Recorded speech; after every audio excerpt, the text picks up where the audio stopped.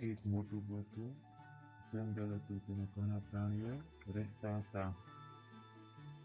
તેમાં એક સસલું પણ હતું. તેના કાન મોટા મોટા હતા. તેને પોતાના પર અભિમાન હતું કે હું આટલું ઝડપથી દોડી શકું છું કે મારાથી કોઈ જીતી શકે નહીં. એક દિવસ એક કાચબો જોયો તેમણે ધીમે ધીમે સસલા તરફ આવતો હતો. સસલું તેના પર હસ્યું અને કહ્યું, જુઓ તો ખરા, તું એકલો આળસુ છે અને ધીમે ધીમે ચાલે છે. કાચબાએ તેના પર ધ્યાન આપ્યું નહીં. પણ ફરી સસલો તો તેને કહ્યું કે તું મારી સાથે રેસ લગાવ, કોણ સૌથી વધુ દોડી શકે છે. સસલાએ તેને રેસ માટે કહ્યું અને આ રેસની બધાને જંગલમાં જાણ થઈ ગઈ.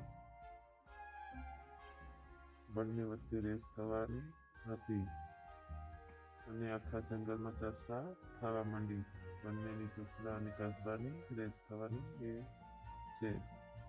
હવે કાચબાના મિત્રો તેને સમજાવે છે કે તું હાર માની લે, તું સસલાની આગળ નહીં દોડી શકે.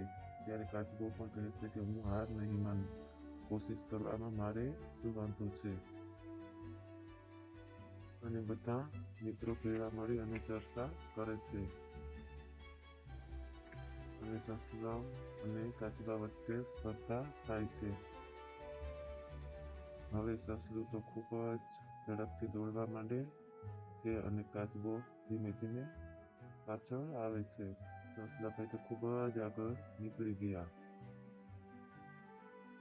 અને ખૂબ જ દોડવા માંડે છે અને જોવે છે તો કાચબો દૂર દૂર સુધી પણ દેખાતો નથી. એટલામાં સસલાભાઈ કે હું થોડોક આરામ કરી લઉં, હજી તો કાચબો પાછળ છે, તો હું ઊંઘ પૂરી કરી લઉં મારી.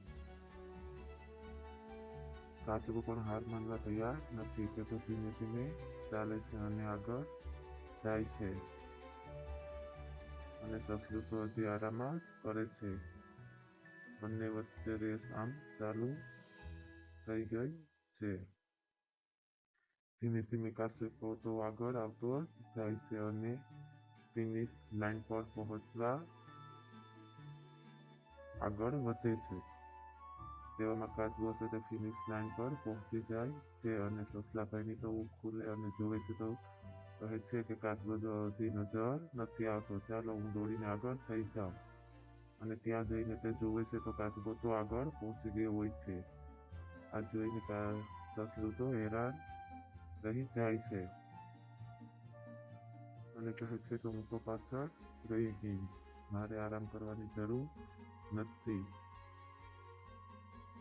હવે સસલાને પણ અફસોસ થાય છે અને કાચબો તેને કહે છે કે ધીમે ધીમે ચાલશો તો પણ તારી આગળ હું થઈ ગયો અને ક્યારેય આપણે કોઈ વાતનું અભિમાન કરવું જોઈએ નહીં.